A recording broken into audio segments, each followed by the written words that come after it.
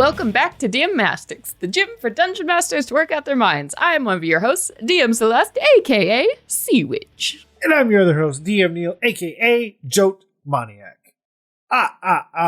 Two hosts. I don't know. Whatever. It doesn't matter. Oh, wow. We're starting off hot tonight. Love that. Okay, so we'll please explain that. Yeah, before we.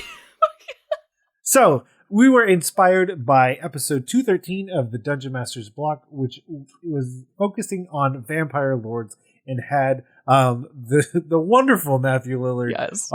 Who is an absolute treat to have on every time. Yes. Because he has cross-interviewed us one time.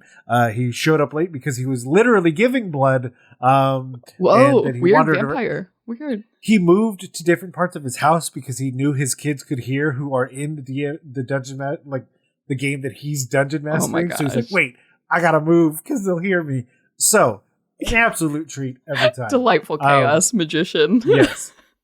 And that inspired the wonderfully titled to Celeste's ultimate joy, Fangs for the Memories.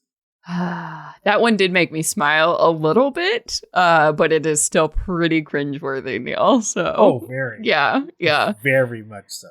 So what did we have? Yeah, I did really like this one because we kept it really simple. There really wasn't a question or anything. We just had a bunch of really awesome pictures of people that could be vampires, people that had vampire vibes, and then we asked folks to just kind of give a description, who are these vampires?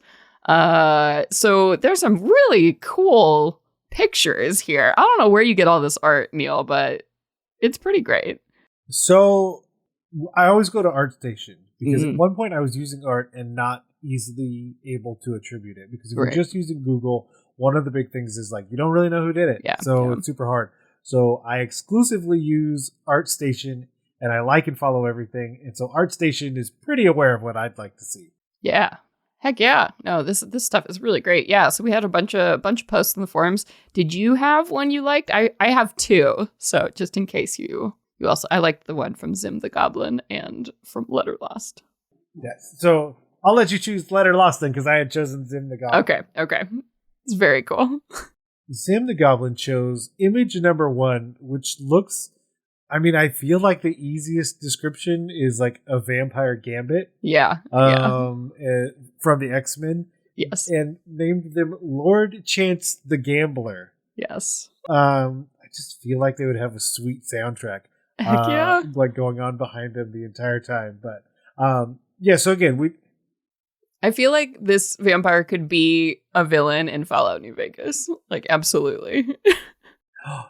Yes, absolutely. So basically they were down on their luck and they lost a game of chance to a goblin, no less. I assume that goblin was Zim the Goblin because that's the wonderful forum user that brought us this post. And the profile picture is a very cute sketch of a goblin.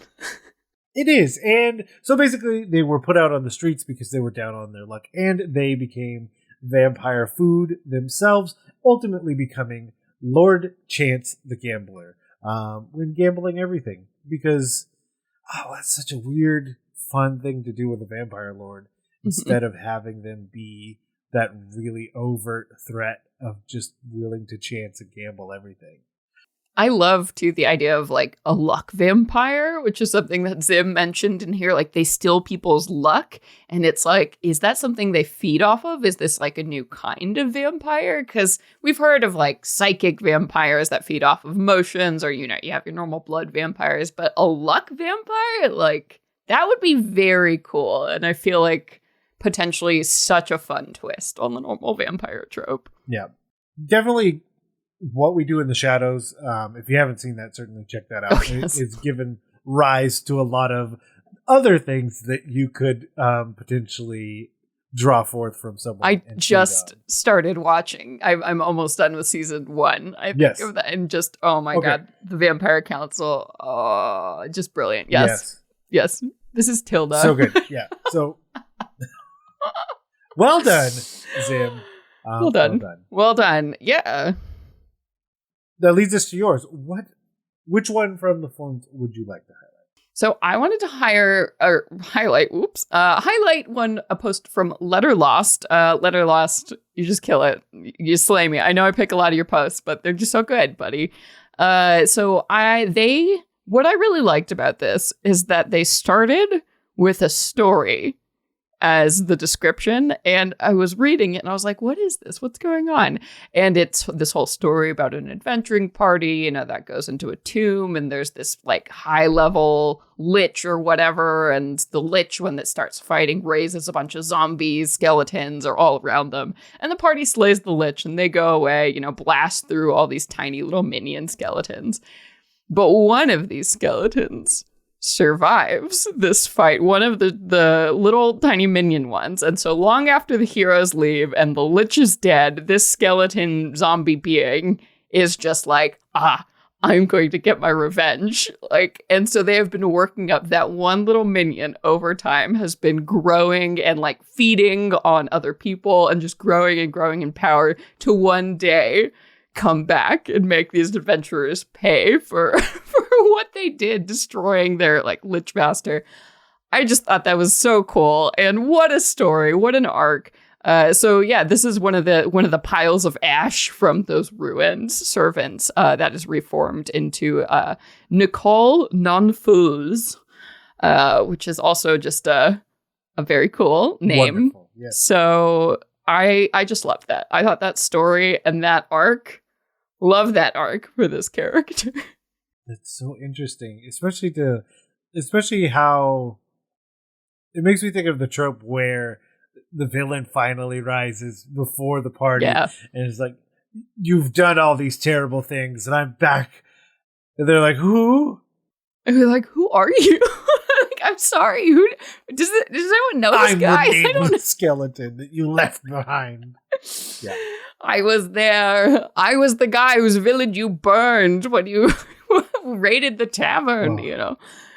That's good. It's good. That's good stuff. That's good. Yeah. Well done, Letter Lost. So that was fantastic. Yes, I love the idea too of like going with the vampire concept. Like the whole thing, they created this creature, right? It was their fault that it is now preying on all these people, and they have to stop it. Because if left awesome. Well enough alone, nothing would have happened. Nothing would have come of it. Nope. Nothing would come of it. You did this. You did it. Speaking of that, what that means you and I should lift the mental weights right now. Lifting weights is what I do. Look at me. Lift these weights. Yes. Oh my gosh, there's so many good arts. I'm not even sure which one to pick. I think I like the bottom two. I like the one that's this lich attached to a giant potion bottle with tubes, and then there's one that's cool Batman. There's vampire so Batman. Too. Yeah, I know. He's got so many cool earrings. Perfect. Okay, so I agree. I say we choose terrifying orb person. Yeah, they're also like maybe floating in the sky because there are bats around them and they've got a big cloak and there's a lot going on here. Whoa. Okay, so yeah, like we were saying, attached to this guy's back, there appear to be these tubes. They're kind of like science fantasy feeling tubes. And so floating behind him, it looks like a giant potion bottle, easily like 3 or 4 times his body size. It has like some candles on it, and it's just floating behind him, and they're attached. And my thought is clearly full of blood. Like there's nothing else. Yeah, there's red. It's red as heck in there. That is just full of blood. But it's attached to him. So I wonder, does he put the blood in to feed himself, or is it draining blood from him? Well, I would see it as a storage of power one way or the other. And it would be interesting to, which direction that... I would assume... Because that looks stoppered. Like, that looks locked down. Like, it's not really just a stopper. It looks like that's a metal cap on there. So I would assume this thing is pulling blood out of him. I want to say it could go either direction depending on the need. Like, they're such a high-level vampiric lord that they're having to have blood drained from them. They could then, of course, be given to lesser minions, or if someone were to attack their homestead or whatever, their castle, their lair, they could leverage that to do unspeakable power. Ooh, or what if this is some kind of weird, like he's not quite undead, but it's transfusing the blood constantly to like keep this body in a state of animation. So the blood has to move in and out just to keep this thing alive. Because, I mean, this seems like a pretty big weakness, having a big thing with tubes, like, floating behind you. It's giant. I mean, you can't do normal vampire sneaky stuff, right, with this, So, yeah, it's an ECMO machine, or, like, dialysis, or, I mean, like, science and magic. The only difference between science and magic, blah, blah, blah. But, just the idea that, like, it sustains them to, like, keep this edge between life and death. Yeah. Ew. Absolutely terrifying. Yeah, okay, so we got to pick a name. I mean, this cat is intense. You getting a name generator? Yep. You doing it? I can hear the typing. From the Pioneer Woman?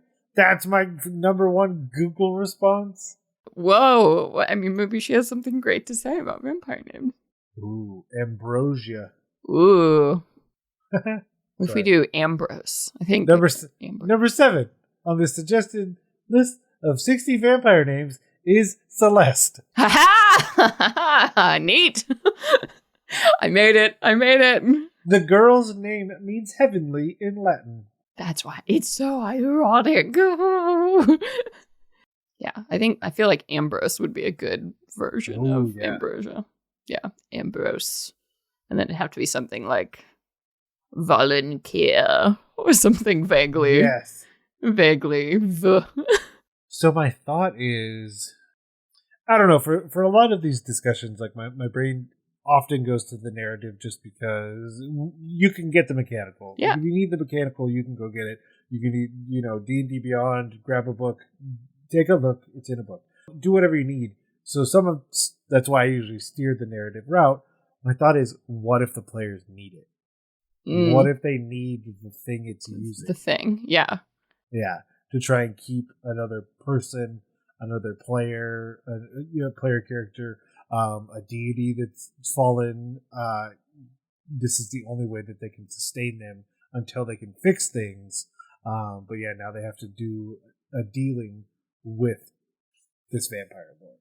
Yeah, because that's terrifying. Yes, certainly. I love that idea. It was like a fallen god or something, or like a god has been fallen to earth, right? And it cannot survive in its mortal form without something like this until it's reinstated. Wow, yeah. So do we think this guy invented this? Maybe? Like this was the magical... So Ambrose made this to sustain themselves. Yeah, which is always some interesting, like, Castlevania vibes. Yeah. Because it's like, they're so long-lived that eventually their technology is better because, like, what else? I've studied everything. Like, I got bored. Yeah, I know all about physics. Yeah. I became an artificer. Science. I have 20 levels in artificer. Yeah. And wizard and fighter. Sure. I just started putting stuff together. Look at this thing. Whatever. I could take the multi-classing XP, but like I don't think I got nothing but time. Oh wow! Just killing boars out in the forest. Yep, love it. Cool. Where do we think Ambrose lives? Like, where do they keep this? Because they have a big floating orb. So do they have like a big floating ship? Also, if they are clearly there's some artificer magic. Healing technology, yeah. Or floating castle. You have that castle like motif silhouette in the background. I would say a floating castle. Mechanical floating castle. Cool. And it moves fast enough to stay in darkness. Ooh, so it like chases. That's cool. So it chases like the sun.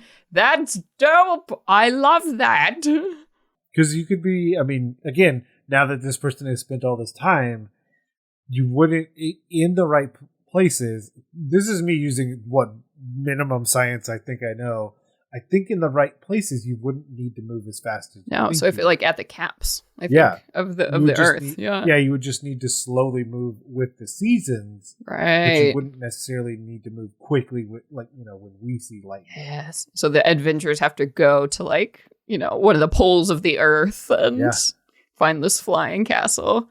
Oh, so cool. All right, I'm ready. This is my epic level adventure. I'm ready. Yes. Speaking of epic, yes, the next one is, like I said, very opulent. Like, that perfect color red, like that perfect blood red robe with all these golden accents, but also like dark armor accents as well, and then a terrifying man bat. Yeah. So what I really like about this one, this new piece of art here is, it's like a bat person. So like you might expect if you're doing kind of almost like a werewolf style vampire, right? Where they have this bipedal form, but also their form is really bulky and furry, and they look really strong and kind of ripped, which is not, almost like gargoyle-esque, as opposed to bat. So it's just really cool. They look strong. I would be scared to, like, this guy could pick me up. Like, this guy could absolutely pick up anyone, and that you're getting snapped in half. Oh yeah, you get flown and dropped. Like, there's no. Oh yeah. Well, that's the secondary thing, is that the wings are enormous as well. Huge. And just like piercings, adornments, hair, like enough hair to braid, and like it's a good piece of art. Yeah. And I think this gives me, like, with the jewels and the vibe, almost like a half dragon feeling. So maybe this is like a half dragon vampire. Ooh. Right? Hybrid. Because this, I mean, the wings and stuff, this is so interesting. And the fact that all the gold and stuff gives me like a red dragon. It looks a lot like the half dragon art in the D&D books. So maybe this is some kind of dragon vampire. Yeah, and I really can't. And it looks like they're in a cave, so like I can't decide. Are they a recluse of some sort? Are they in charge of something? Because those are the vibes I get, is mainly just being in charge of something. But did the players know? Yeah. Because that's my other thought, is that they come to find the person who's air quote in charge, and then this is what they meet. Yeah, maybe it's just because I've got the Van Helsing movie on my mind, but maybe they do have a cave right nearby, and they are trying to make more of these like hatchling dragon things. So maybe they have a cache of actual dragon eggs, and they've stolen and collected them in this cavern, and they're trying to do the same kind of transformation to create more of their kind. So, because I can totally see this, like, lord of whatever, like, shape changes during the night to talk to the party. And it's like, we must find all these evil dragon eggs, right? So we can take them and get them away out of the land. Oh, yeah. And what he's actually doing with them is making more. Ooh. Ooh. Yeah. Vampiric half dragon. Yeah, so like a weird hatchery laboratory. Yeah. Mm-hmm. Yep. It's spoopy. Mirthun. There's some cool ones on here. Done. Mirthun. Yeah. Because that's like just enough. You're like, wow, that's cool. Or, yeah, it's got a weird look. So I don't know where they got this from, but the first name means Lord of Death. So that's cool. Done. I have no idea what this generator is pulling from, but yeah, Mirthun, Lord of Death. Neat.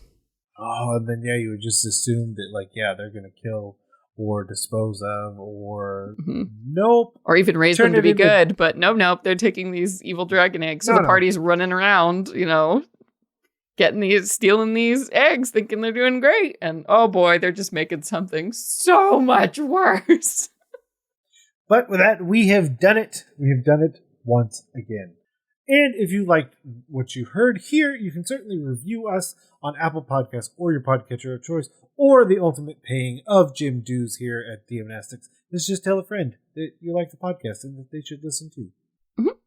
And if you want to reach out and tell us about all the cool ways you've used vampires in your games, you can always email us at dmnastics@gmail.com. Make sure to follow us on Twitter at DM-Nastics, me personally at cconowitch, and Neil at JoteMoniac. And for everything else on the network, you can visit blockpartypodcastnetwork.com.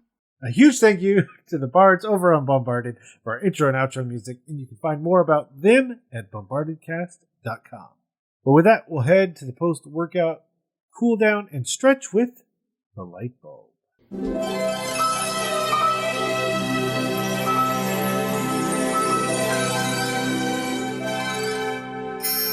Light bulb. Oh, do you hear that? Do you hear that, Celeste? What is that? What is that? Oh, it's wonderful. It's wonderful music by a wonderful person. Oh, and you should tell me more because you actually know more. I mean, I've used the product multiple times before for a variety of different things. But yes, tell me a tale. yeah. So I wanted to tell everybody today about Tabletop Audio. So Tabletop Audio is a really great website. If you just go and type in Tabletop Audio, it will take you to this site, which this wonderful person has gone ahead and put together 10-minute like ambient tracks to play during your fantasy games or your sci-fi games or your horror games. He's done so many different genres of games, and all of the music is fantastic. He's got pieces that are straight music or just ambiance. So if you want just the sounds of like a woodlands, a forest, you got that. If you want forest plus music, he's got that.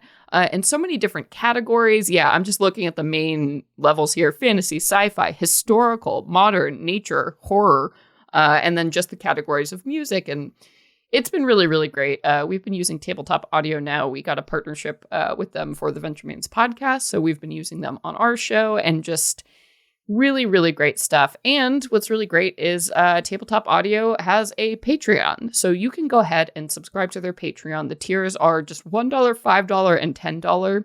And subscribing at any level gets you equal rewards, because this person is just making these because they love it and they want to make things accessible. So you can go in back, and they release multiple versions of each track that they offer. So you get access to the multiple versions when you become a Patreon subscriber. So if you don't quite like a certain instrument or the way something ends, or if you want a longer version, chances are just by throwing a couple bucks to them a month, you can get exactly the version you're looking for. And there are hundreds and hundreds of these tracks, and they are so very cool. It's good. Sorry, I got distracted by the Patreon. See, it's nice. Which and I'm going to sign up for right now. So. Yeah, and what's really cool is each of the tracks have a really evocative piece of art on them. So instantly, as you're scrolling through the page, you totally get the feeling of what a piece is going to be without even having to listen to it, right? Because so great visual clues, great tagging system, great searchable features. Really can't recommend Tabletop Audio enough to those of you looking for some cool background music for your games. Yeah. The rewrite of the different tiers, because they're all the same. Yeah. It's just like, well, I sound like a broken record, but you get the same stuff as everybody else. You just have extra money to burn, and you feel like these are worth more than 2 coffees a month. Yeah. Thank you. Yeah. So yeah, very humble, amazing creator that absolutely deserves your bucks and your attention. Oh yeah. And there will be a link in the show notes, and who knows, you may hear wonderful music swelling right now. You won't. Perfect. But with that, we'll turn out the lights and head out of the gym. Before we go, I want to implore you, the listener, to join the forums, the Discord, Twitter, and anywhere else you can find us, and take part in these challenges, exercises, and other amazing conversations being had. And to do that, head over to dungeonmastersblog.freeforums.net and try some DM-Nastics. So your players don't ask, do you even know?